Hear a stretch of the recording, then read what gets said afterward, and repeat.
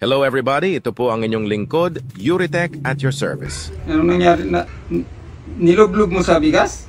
Ngayon lang. Tapos tinanggal ko rin yung nakita. Yung sabi nila sa bigas. Anong purpose ng bigas? Ewan ko. Naiinis tuloy ako. Gulotang yung isip ko ah. Tagal pa naman. Siguro mga 5 minutes siguro.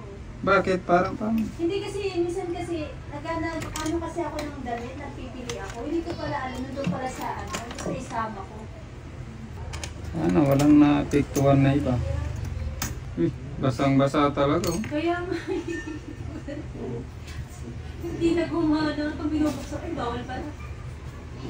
Kuwan pa yung kuwan mo dito. Hindi ko kasi napagyan doon, tapos hindi ko rin may isama ko pala sa mga damit. Ba't kuwan pa to? Malas naman na. iPhone pa talaga yung nalublob eh. Kaya pala siguro, ano ko lang. Naka-charge yan, kinuha ko lang eh. Marahil ay narinig mo na ang mungkahi na ilagay ang iyong telepono sa bigas kung ito ay nabasa, ngunit bilang isang technician, hindi ko po inirerekomenda ang paraang ito. Pangkaraniwan na sa aming trabaho ang mga ganitong eksena, madalas bago dalhin sa mga repair shop ang cellphone na nabasa ng tubig, ay sinusubukan muna nilang ilublob sa bigas ang kanilang basang cellphone, hoping na baka sakaling matuyo agad at umandar ulit. Hindi ko rin po alam saan at kailan nagsimula ang paniniwala natin na ang bigas ay nakakapagtanggal ng tubig sa ating mga basang gadget tulad ng cellphone. But believe it or not, mas malaki ang chance na mag-short at hindi na ma-repair ang cellphone mo kapag hinayaan mo ng ilang araw ilublob sa bigas ang cellphone mong nahulog sa tubig. Just imagine itong ginagawa kong iPhone XR ni Ma'am na nahulog sa timba. Nakapasok ang tubig hanggang sa board, kita nyo naman yung mga corroded parts ang dami. Kung hindi agad nadala ni Ma'am sa akin ang iPhone niya, baka wala na po tayong pinapanood na vlog ngayon. Using scientific explanation, rice can absorb moisture but not large quantity of water. In other words, hindi po gagana ang trick na bigas sa mga nalublob sa tubig na electronic gadget. Ang pinaka-recommended ko pong gawin ninyo kapag nahulog sa tubig ang inyong mga cellphone ay dalhin ka agad sa mga repair shop at kung walang malapit na repair shop sa inyong area ay tanggalin nyo po ang battery ng cellphone ninyo.